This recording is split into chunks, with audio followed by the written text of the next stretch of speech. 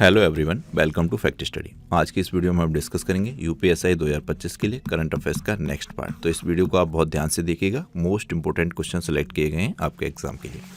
First question है, RPF महानिदेशक के पद पर किसे अपॉइंट किया गया है?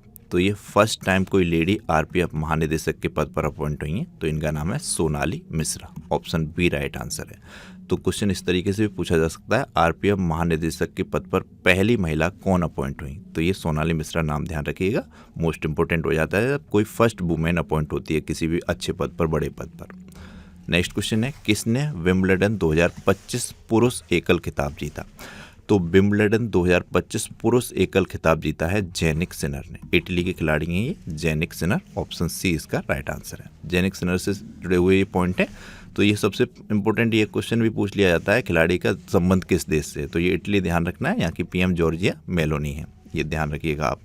और देखिए 2025 में इन्होंने कुल 6 बड़े टाइटल जीते हैं, जिसमें विंबलडन ग्रैंड स्लैम शामिल है, ऑस्ट्रेलिया ग्रैंड स्लैम और एटीपी फाइनल्स, बीजिंग, वियना और पेरिस मास्टर्स। ये खिताब इनके द्वारा जीते गए हैं वर्ष 2025 में। और ये Jannik Sinner world number 1 ranking प्राप्त करने वाले इटली के पहले पुरुष टेनिस खिलाड़ी भी बने हुए हैं, ध्यान रखिए।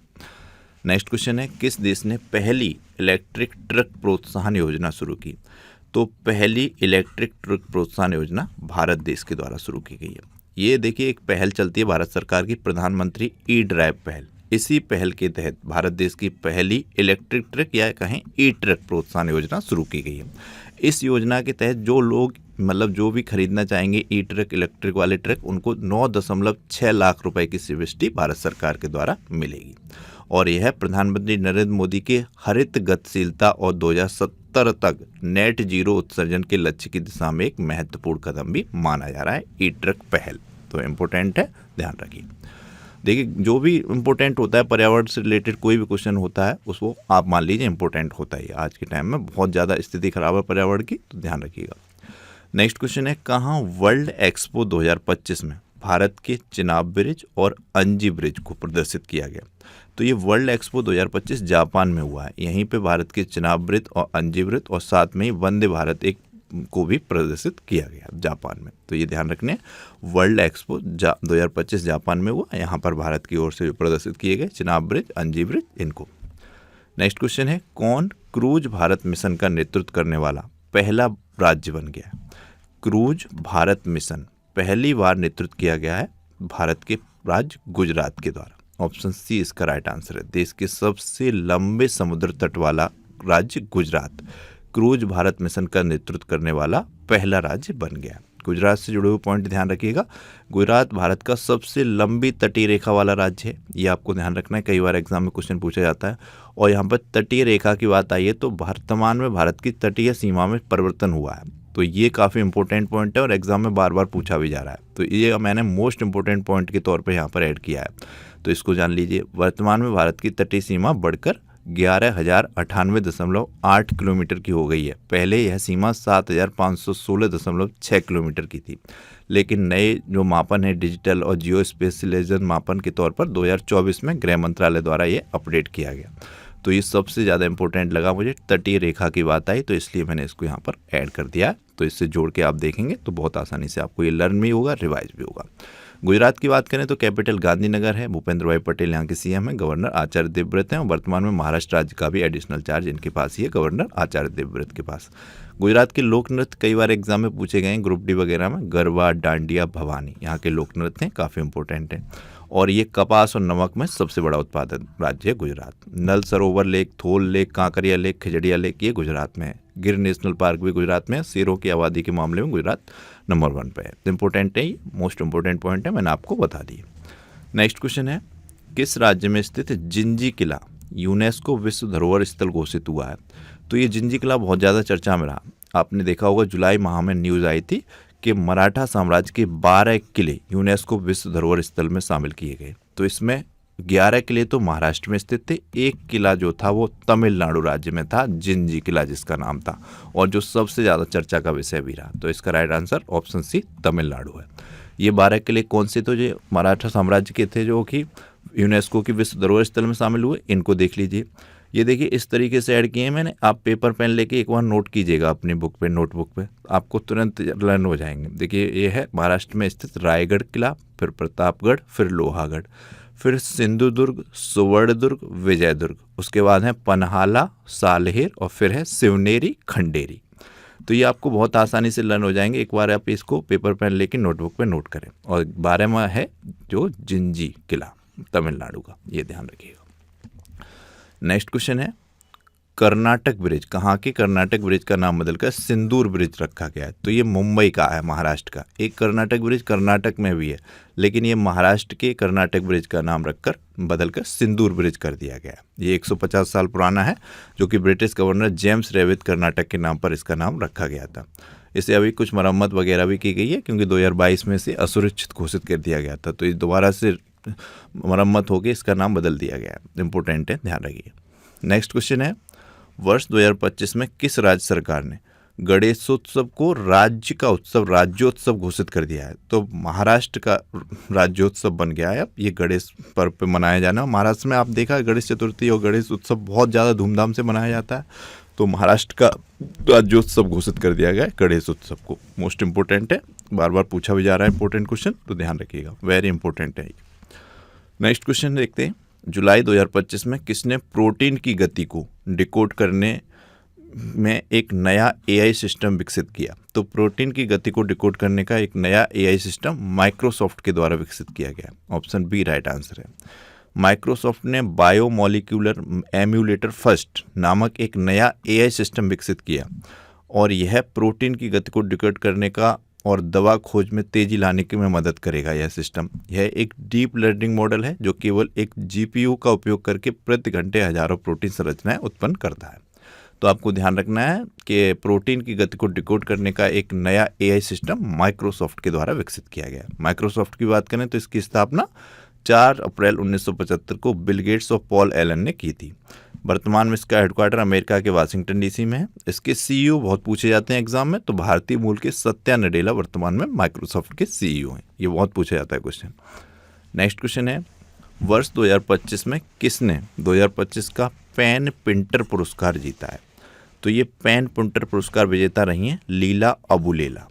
सूडानी स्कॉटिश लेखक हैं ये लीना अबुलेला, तो इनका नाम ध्यान रखिए। वर्ष 2025 का पेन पुंटर पुरस्कार लीला अबुलेला ने जीता है। नेक्स्ट क्वेश्चन है वर्ष 2025 में 10 पैसे का पोस्ट कार्ड नामक पुस्तक किसके द्वारा लिखी गई? तो पुस्तक का नाम क्या है? 10 पैसे का पोस्ट कार्ड। तो ये लिखी गई है एस.एन. अहमद के द्वारा। ऑप्शन सी राइट आंसर है। इस पुस्तक के लेखक हैं एस.एन. अहमद। 10 पैसे का पोस्ट कार्ड, काफ़ी इंपॉर्टेंट बुक है ये, आपको एग्जाम में देखने को मिलेगी, ध्यान रखिएगा। नाम ही कितना यूनिक है, 10 पैसे का पोस्ट कार्ड। तो ये लिखी गई है एस.एन. अहमद के द्वारा। ये कुछ और बुक हैं जो एग्जाम के लिए इंपॉर्टेंट हैं, जैसे कि ये बुक है a billion butterflies a life in climate and choice theory. तो ये डॉक्टर जगदीश शुक्ला ने लिखी है। फिर है ये अंबेडकर के संदेश नामक बुक, ये लिखी है डी.एस. वीरैया ने, जिसका मतलब उद्घाटन किया था विमोचन पूर्व उपराष्ट्रपति जगदीप धनखड़ ने, ध्यान रखिएगा। और एक बुक है हिस्ट्री दैट इंडिया इग्नोरेड, ये प्रेम प्रकाश की पुस्तक है। और शिखर धवन जो क्रिकेटर हैं, इनके द्वारा लिखी गई पुस्तक है, इनकी आत्मकथा the one cricket my life and more. Sucheta Raj Khanna ने the stars light the way नामक उपन्यास लिखा हुआ है। अदिति सी अग्रवाल की पुस्तक मोस्ट इंपॉर्टेंट है, मोदी जी से रिलेटेड है, Modi's Nitishastra the world's his oyster. तो ये पुस्तक का नाम ध्यान रखिएगा, इतना नाम मोदीज नीतिशास्त्र, अदिति सी अग्रवाल की पुस्तक है। ऑड्रे टुस्के ने इंडिया 5000 ईयर्स ऑफ हिस्ट्री नामक पुस्तक लिखी है। तो ये ध्यान रखिएगा, ये बुक है, आपको ध्यान रखनी है। नेक्स्ट क्वेश्चन है हमारा वर्ष 2025 में कहाँ अस्मिता वेट लिफ्टिंग लीग का आयोजन हुआ? तो ये उत्तर प्रदेश के मोदी नगर में हुआ है। वर्तमान के केंद्रीय युवा कार्यक्रम एवं खेल मंत्री हैं हमारे डॉक्टर मनसुख मांडविया, इनके द्वारा ये किया गया है यहाँ पर उद्घाटन। नेक्स्ट क्वेश्चन है भारत के पहले स्वदेशी रूप से निर्मित डाइविंग सपोर्ट वेसल का नाम क्या है, जिसे भारतीय नौसेना को सौंपा गया है? तो इसका नाम है INS निस्तार। ऑप्शन बी राइट आंसर है। INS निस्तार भारत का पहला स्वदेशी रूप से निर्मित डाइविंग सपोर्ट वेसल है, जिसे हिंदुस्तान शिपयार्ड लिमिटेड ने 8 जुलाई 2025 को विशाखापट्टनम में भारतीय नौसेना को सौंपा है। यह पोत गहरे समुद्र में डाइविंग और बचाव अभियानों के लिए डिजाइन किया गया है। इसमें 300 मीटर तक एक्सटर्शन डाइविंग और 1000 मीटर गहराई तक सैल्वेज ऑपरेशन के लिए रिमोटली ऑपरेट व्हीकल जैसे अत्याधुनिक क्षमताएं मौजूद हैं। यह भारतीय नौसेना की समुद्री सुरक्षा और बचाव क्षमता को और मजबूत करेगा।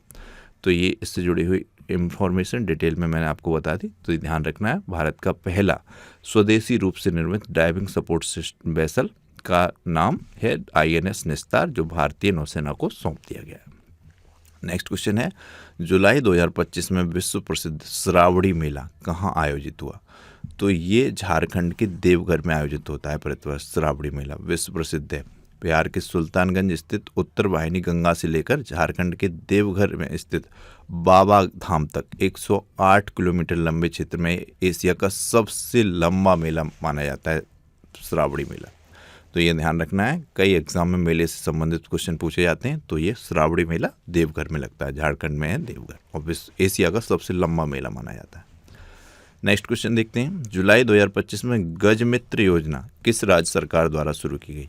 तो ये गज मित्र योजना असम राज्य के द्वारा शुरू की गई है। मोस्ट इंपोर्टेंट है, गज मित्र योजना असम सरकार ने 11 जुलाई 2025 को लॉन्च किया। इसका उद्देश्य राज्य में बढ़ते मानव हाथी संघर्ष को नियंत्रित करना है।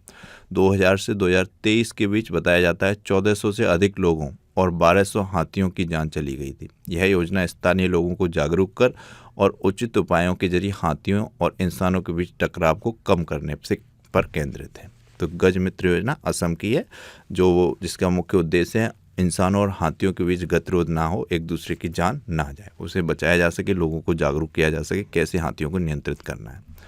असम की कैपिटल है दिसपुर। हेमंत कुमार बिश्वा यहाँ के CM है। लक्ष्मण आचार्य गवर्नर है, ध्यान रखिएगा। असम से जुड़े हुए करंट अफेयर्स के पॉइंट हैं। असम सरकार ने ट्रांस समुदाय के लिए OBC दर्जा और आंगनवाड़ी कार्यकर्ताओं के लिए आरक्षण की घोषणा की हुई है। असम के विश्वनाथ जिले में स्थित नाग शंकर मंदिर को कछुओं के संरक्षण के लिए आदर्श मंदिर नामित किया गया है। असम के मुख्यमंत्री ने AI एंकर अंकिता को लॉन्च किया है। ये पॉइंट सबसे ज़्यादा इंपॉर्टेंट है, पूछा जाएगा किस राज्य के मुख्यमंत्री ने AI एंकर अंकिता को लॉन्च किया है। तो ये असम के।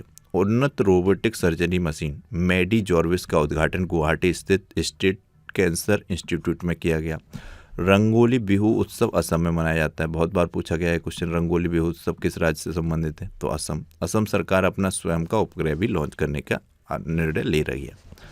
नेक्स्ट क्वेश्चन है, वर्ष 2027 में ISSF विश्व कप और 2028 में जूनियर विश्व चैंपियनशिप की मेजबानी कौन सा देश करेगा?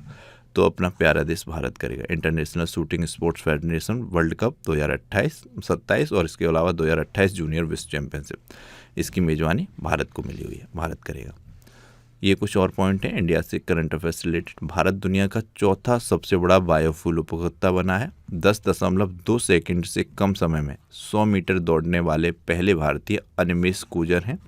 दुनिया का तीसरा सबसे बड़ा घरेलू विमानन बाजार भारत बन गया है। विश्व बैंक ने भारत को विश्व के सर्वाधिक समानता वाले देशों में शामिल किया हुआ है। भारत ने 5 वर्ष से कम उम्र के बच्चों की मृत्यु दर में 78% की कमी दर्ज की है। World police and fair games 2029 की मेजबानी भारत करेगा। ये फर्स्ट टाइम मेजबानी करेगा भारत। मोस्ट इंपोर्टेंट पॉइंट है, भारत पहली बार वैश्विक सतत विकास लक्ष्य रैंकिंग में शीर्ष 100 में शामिल हुआ है। रैंक है भारत की इसमें 99। जलवायु परिवर्तन प्रदर्शन सूचकांक 2026 में भारत 13 स्थान फिसलकर 23वें स्थान पर आ गया है। प्रथम 3 स्थान इस पर सूचकांक में खाली है। ये नवंबर माह में जारी हुआ है, लेटेस्ट है, काफ़ी इंपॉर्टेंट है, पूछा जाता है, ध्यान रखिएगा। नेक्स्ट क्वेश्चन है, वर्ष 2025 में किस राज्य सरकार ने बैटरी निर्माण के लिए राष्ट्रीय पुरस्कार जीता है? तो ये बैटरी निर्माण के लिए राष्ट्रीय पुरस्कार तेलंगाना सरकार ने जीता है। ऑप्शन C इस क्वेश्चन का राइट आंसर है। नेक्स्ट क्वेश्चन है, वर्ष 2025 में किस राज्य सरकार ने ऑपरेशन काले नेमी शुरू किया? वेरी इंपॉर्टेंट है आपके एग्जाम के लिए, ऑपरेशन काले नेमी। ये उत्तराखंड राज्य सरकार के द्वारा शुरू किया गया है। इस ऑपरेशन काले नेमी का उद्देश्य है उत्तराखंड राज्य में जो भी झूठे लोग संत बन गए हैं, कुछ लोग होते हैं क्राइम करके संत का चोला ओढ़ लेते हैं और घूमते रहते हैं जिससे कि पुलिस उन्हें पकड़ ना पाए, तो ऐसे लोगों को पकड़ने के लिए ऑपरेशन काले नेमी शुरू किया गया उत्तराखंड सरकार के द्वारा। अच्छा अभियान है, अच्छा ऑपरेशन है, ये चलाया जाना चाहिए। बहुत से लोग हैं क्रिमिनल और वो साधु संतों वाले कपड़े भगवा धारण कर लेते हैं और बहुत गलत तरीके से घूमते रहते हैं। नेक्स्ट क्वेश्चन है, वर्ष 2025 में जारी फीफा रैंकिंग में भारतीय पुरुष फुटबॉल टीम कौन से स्थान पर रही? तो वर्ष 2025 में जो फीफा रैंकिंग जारी हुई है इसमें भारतीय टीम 133वें स्थान पर रही है। काफ़ी इंपॉर्टेंट है, 6 स्थान ये डाउन हो गई है। पहले ये थी 127वें स्थान पर, लेकिन अब ये 133वें स्थान पर पहुंच गई है, ध्यान रखिएगा।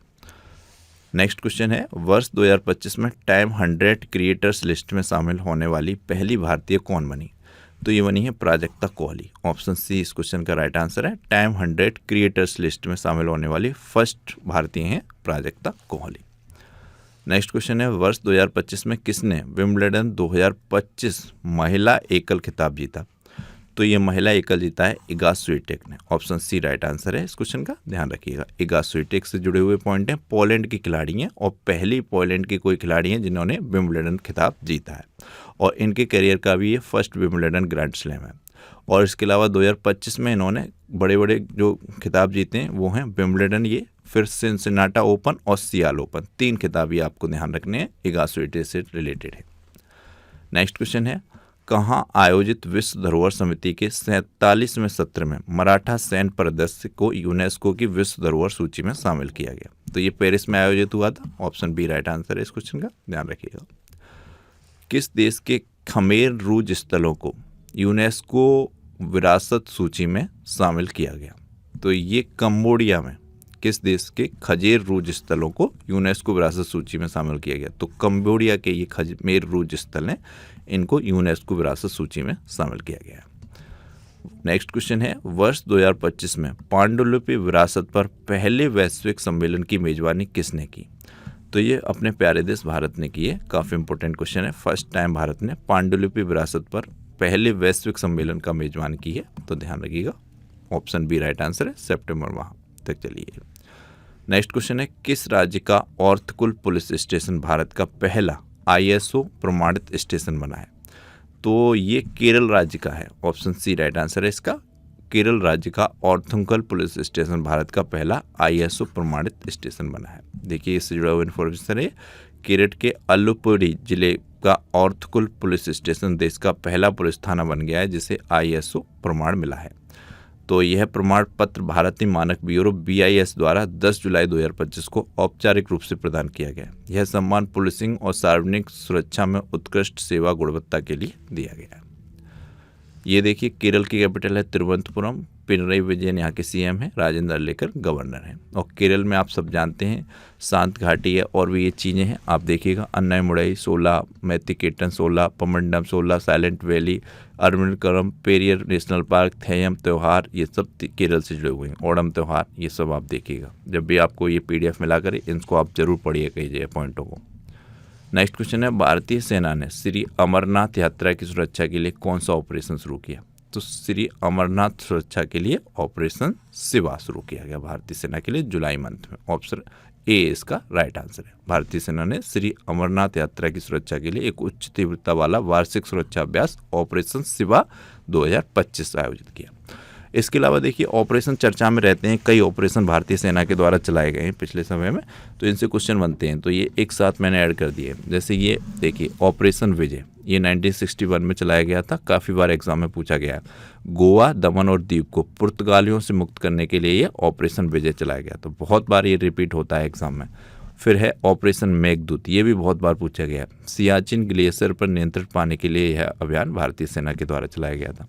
ऑपरेशन ब्लू स्टार, अमृतसर के स्वर्ण मंदिर में छिप गए थे कुछ उग्रवादी, उनको हटाने के लिए, उनको खत्म करने के लिए ऑपरेशन ब्लू स्टार चलाया गया था। ऑपरेशन पवन, श्रीलंका में लिट्टे के खिलाफ सामरिक अभियान, भारतीय शांति सेना भेजी गई थी। ऑपरेशन विजय, कारगिल युद्ध में पाकिस्तानी घुसपैठियों को खदेड़ने के लिए चलाया गया था। फिर है ऑपरेशन पराक्रम, ये संसद पर हमले के बाद पाकिस्तानी सीमा पर सेना की तैनाती की गई थी ऑपरेशन पराक्रम के तहत। ऑपरेशन ध्वज, जम्मू कश्मीर में आतंकवादियों के विरुद्ध सफाई अभियान के रूप में 2003 में चलाया गया था। ऑपरेशन ब्लैक टॉर्नेडो, मुंबई आतंकी हमलों के दौरान NSG द्वारा चलाया गया था। आप सब जानते हैं होटल ताज पर हमला हुआ था, तो उस टाइम ये चलाया गया था। ऑपरेशन बंदेर, बालाकोट पाकिस्तान में एयर स्ट्राइक की गई थी। ऑपरेशन गंगा, ये बहुत पूछा गया एग्जाम में, यूक्रेन से भारतीय नागरिकों को सुरक्षित निकालने के लिए चलाया गया था। ऑपरेशन सिंदूर जम्मू कश्मीर में आतंकवादी विरोधी अभियान के लिए चलाया गया था। उसी टाइम ये ऑपरेशन महादेव भी चलाया गया था। पहलगाम जम्मू कश्मीर आतंकी हमले के बाद जम्मू कश्मीर में आतंकी विरोधी अभियान था ये। ऑपरेशन महादेव और ऑपरेशन सिंदूर सबसे लेटेस्ट हैं, पूछे जाएंगे, ध्यान रखिएगा। नेक्स्ट क्वेश्चन है हमारा, वर्ष 2025 में किस देश ने छोटे बच्चों के लिए पहली मलेरिया दवा को मंजूरी दी है?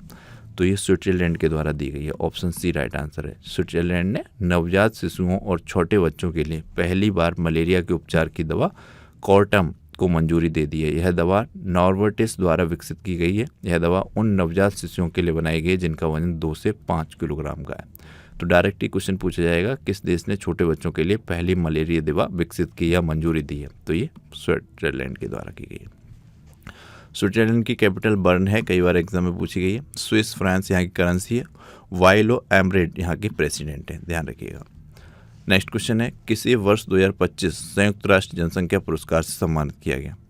तो ये वर्षा देशपांडे को सम्मानित किया गया। आपको यहाँ ध्यान रखना है, विश्व जनसंख्या दिवस भी 11 जुलाई को मनाया जाता है। काफ़ी इंपॉर्टेंट है, ये पूछा भी गया है कई एग्जाम में, तो ये ध्यान रखिएगा। और वर्ष 2025 का संयुक्त राष्ट्र जनसंख्या पुरस्कार वर्षा देशपांडे को दिया गया है। नेक्स्ट क्वेश्चन है, वर्ष 2025 में डीआरडीओ और वायुसेना ने अस्त्र मिसाइल का सफल परीक्षण कहाँ पर किया? तो अस्त्र नामक मिसाइल का सफल परीक्षण डीआरडीओ के द्वारा ये ओडिशा में किया गया। ऑप्शन बी इस क्वेश्चन का राइट आंसर हो जाएगा। ओडिशा की कैपिटल है भुवनेश्वर। मोहन चरण मांझी सीएम है। डॉक्टर हरिभाऊ कंबनपति यहाँ के गवर्नर है, ध्यान रखिएगा। ओडिशा से रिलेटेड करंट अफेयर्स हैं ये। ओडिशा ने अंकुर यानी कि Atal network for knowledge urbanisation and reforms नामक एक नई रणनीतिक शहरी परिवर्तन पहल शुरू की है। भारतीय तटरक्षक बल ने उड़ीसा में ऑपरेशन ओलिविया आयोजित किया और ओडिशा के शिमलीपाल को आधिकारिक तौर पर राष्ट्रीय उद्यान का दर्जा मिला है। भारत का सबसे बड़ा पेट्रोकेमिकल संयंत्र ओडिशा में बन रहा है। सुदर्शन पटनायक को यूके ने द फ्रेंड डॉरिंगटन सैंड मास्टर पुरस्कार दिया है। डीआरडीओ ने आईटीआर चांदीपुर में अपनी पहली नौसेना एंटीशिप मिसाइल का सफलतापूर्वक परीक्षण किया हुआ है। ये उड़ीसा जुड़े पॉइंट थे, ध्यान रखिएगा। नेक्स्ट क्वेश्चन है, वर्ष 2025 में आदिवासी छात्रों की समग्र शिक्षा के लिए कौन सी पहल शुरू की गई? तो आदिवासी छात्रों की समग्र शिक्षा के लिए ये तलाश नामक पहल शुरू की गई है, ध्यान रखिएगा। ऑप्शन बी राइट आंसर है।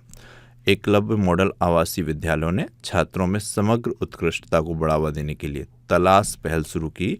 तलाश का उद्देश्य देश भर में आदिवासी छात्रों की शिक्षा और व्यक्तिगत विकास दोनों में सुधार लाना है, ध्यान रखिए। नेक्स्ट क्वेश्चन है, वर्ष 2025 में किसने फीफा क्लब वर्ल्ड कप का खिताब जीता? तो फीफा क्लब वर्ल्ड कप का खिताब जीता है चेल्सी एफसी ने। ऑप्शन बी राइट आंसर है, ध्यान रखें। नेक्स्ट क्वेश्चन है, निम्नलिखित में स्वच्छता सर्वेक्षण 2024-25 में कौन देश का सबसे स्वच्छ शहर बना है? तो ये दिए गए पॉइंट, इसमें अहमदाबाद। आप लोग कंफ्यूज हो रहे होंगे कि इंदौर का नाम आता है, लेकिन देखिए 2 कैटेगरियों में इस बार स्वच्छता सर्वेक्षण के पुरस्कार दिए गए हैं, वो अभी मैं आपको बताऊंगा। यहाँ पर जब ये ऑप्शन दिए गए हैं तो आपको देखना है अहमदाबाद इसमें फर्स्ट पे है, दूसरे नंबर पर था भोपाल और तीसरे पे था उत्तर प्रदेश की राजधानी लखनऊ।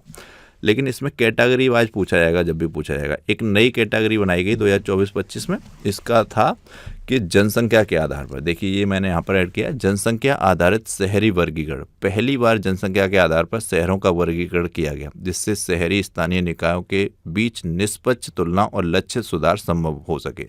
शहरों को 5 श्रेणी में रखा गया, बहुत छोटे शहर, छोटे शहर, मध्यम शहर, बड़े शहर, मिलियन प्लस शहर। तो ये पहली बार कैटेगरी बनी जनसंख्या के आधार पर। तो इसमें ये अहमदाबाद टॉप पर रहा, दूसरे नंबर पर भोपाल पर, लखनऊ तीसरे पर। और जो लगातार पिछले कुछ वर्षों पर स्वच्छता सर्वेक्षण में टॉप स्थान हासिल किए हुए थे, अच्छी रैंकिंग लाए थे, उन्हें रखा गया सुपर स्वच्छ लीग सिटी में। और ये नई कैटेगरी थी स्वच्छ शहर इन पॉपुलेशन कैटेगरी, स्वच्छ शहर इन 5 पॉपुलेशन कैटेगरी। इसमें अहमदाबाद था और फिर भोपाल था, फिर लखनऊ था टॉप में। और जबकि सुपर स्वच्छ लीग जो सिटीज़ हैं, इसमें आप देख सकते हैं इंदौर पहले पे है, फिर सूरत दूसरे पे, फिर नवी मुंबई, इस तरीके से। तो ये कैटेगरी वाइज क्वेश्चन पूछा जाएगा। हो सकता है इस तरीके का क्वेश्चन पूछा जाए और उसमें बाद में विवाद हो, फिर से आंसर की जारी हो, या क्वेश्चन का आंसर सबको दे दिया जाए। इस तरीके के आप देखते हैं विवाद चलते ही रहते हैं। लेकिन अगर कैटेगरीज वाइज पूछा जाए स्वच्छ शहर पॉपुलेशन कैटेगरी में तो आपको ध्यान रखना है, सुपर स्वच्छ लीग सिटीज तो आपको ध्यान रखना है, ये दोनों डिफरेंस है। और कुछ पॉइंट हैं ये स्वच्छता सर्वेक्षण 2024-25 से जुड़े हुए, इनको देख लीजिए। यह भारत सरकार के आवासन एवं शहरी कार्य मंत्रालय द्वारा शहरी सफाई, अपशिष्ट प्रबंधन और नागरिक सहभागिता को बढ़ाने के लिए हर साल कराया जाता है। किस मंत्रालय के द्वारा कराया जाता है? तो आवासन एवं शहरी कार्य मंत्रालय के द्वारा। 2024-25 में सर्वेक्षण का 9वां संस्करण हुआ, जिसमें 4589 शहरी निकायों का मूल्यांकन किया गया। इस बार यह 3R थीम पर आधारित था, रिड्यूस, रीयूज, रिसाइकिल, यानी कि कचरे को कम करना, उसका पुनः उपयोग करना और पुनर्नवीकरण करना। प्रतियोगिता में सुपर स्वच्छ लीग नाम की एक नई श्रेणी शुरू की गई, जिसमें लगातार बेहतर प्रदर्शन करने वाले शहरों को विशेष तौर पर सम्मानित किया गया। प्रयागराज को सबसे स्वच्छ गंगा शहर चुना गया। पूछा जाएगा सबसे स्वच्छ गंगा शहर, तो ये प्रयागराज, तो ये आपको ध्यान रखना है। और सफाई मित्र सुरक्षा व सम्मान के लिए विशेष पुरस्कार प्रयागराज को मिला। देखिए प्रयागराज को सर्वश्रेष्ठ गंगा शहर का खिताब मिला। ये पॉइंट मोस्ट इंपोर्टेंट है। यूपीएसआई एग्जाम हो, यूपीआर हो, AR हो, वीडियो, कोई भी एग्जाम हो यूपी का अच्छे से अच्छे लेवल का, उसमें ये क्वेश्चन आपको देखने को मिलेगा। इसके अलावा सिकंदराबाद छावनी को सर्वश्रेष्ठ छावनी बोर्ड घोषित किया गया। ये पॉइंट है, आपको ध्यान रखने हैं। नेक्स्ट क्वेश्चन है, वर्ष 2025 में किस राज्य सरकार ने 75 छोटी नदियों को पुनर्जीवित करने का अभियान शुरू किया? तो ये उत्तर प्रदेश में किया गया। उत्तर प्रदेश सरकार ने 75 छोटी नदियों और सहायक नदियों को पुनरुद्धार करने के लिए अभियान शुरू किया। यह पहल तकनीक आधारित है और सभी विभागों में इसका समन्वय है। इसमें IIT Kanpur, IIT BHU, IIT Roorkee और BBU लखनऊ प्रमुख संस्थान शामिल हैं। ये नदियों को पुनर्जीवित करने के लिए 75 छोटी नदियों को, तो ये उत्तर प्रदेश से रिलेटेड है, ध्यान रखिए। उत्तर प्रदेश की कैपिटल लखनऊ है। योगी आदित्यनाथ CM है, गवर्नर आनंदीबेन पटेल है, जिनकी आत्मकथा है चुनौतियां मुझे पसंद है, जिसकी जो प्रस्तावना है वो नरेंद्र मोदी जी के द्वारा लिखी गई है। ये कुछ पॉइंट हैं यूपी के, जैसे कि अमेरिका में विश्व पुलिस और अग्निशमन खेलों में उत्तर प्रदेश की पुलिस ने सर्वाधिक पदक जीते। UP international trade show 2025 greater Noida में आयोजित हुआ। उत्तर प्रदेश में स्थित सलखन फॉसिल पार्क को यूनेस्को वर्ल्ड हेरिटेज साइट्स व टेंटिव लिस्ट में शामिल किया गया। GEM माध्यम से डिजिटल सार्वजनिक खरीद में उत्तर प्रदेश शीर्ष राज्य बना। यूनेस्को की क्रिएटिव सिटी ऑफ गैस्ट्रोनॉमी में लखनऊ शामिल हुआ और इससे पहले हैदराबाद शामिल हो चुका है। उत्तर प्रदेश सरकार ने पारिवारिक लाभ योजना का डिजिटलीकरण किया है। उत्तर प्रदेश सरकार ने अग्निवीरों के लिए 20% पुलिस नौकरियां आरक्षित की हैं और हरियाणा ने भी 20% की हैं और उत्तराखंड ने 10% की हैं। ये ध्यान रखिएगा, आंकड़े पूछे जाते हैं एग्जाम में। लास्ट वीडियो में क्वेश्चन आपसे पूछा गया था कि 2025 में IOC की पहली महिला और अफ्रीकी अध्यक्ष कौन अपॉइंट की गई? तो इसका राइट आंसर था Christie Coventry. Option C right answer था इसका। देख लीजिएगा किस किस का आंसर सही हुआ है। आज की वीडियो का आपका क्वेश्चन है, हर वर्ष 2025 में भारत का पहला लकड़ी का गुरुद्वारा कहाँ पर खुला है? 4 ऑप्शन दिए गए, इनमें से आप राइट आंसर कीजिएगा। तो ये था आज का वीडियो। आपको वीडियो कैसा लगा प्लीज़ फीडबैक कीजिएगा, वीडियो को लाइक और शेयर कीजिएगा। चैनल आपने सब्सक्राइब नहीं किया प्लीज़ सब्सक्राइब कीजिएगा, बेल आइकन को प्रेस कीजिएगा। Thank you so much for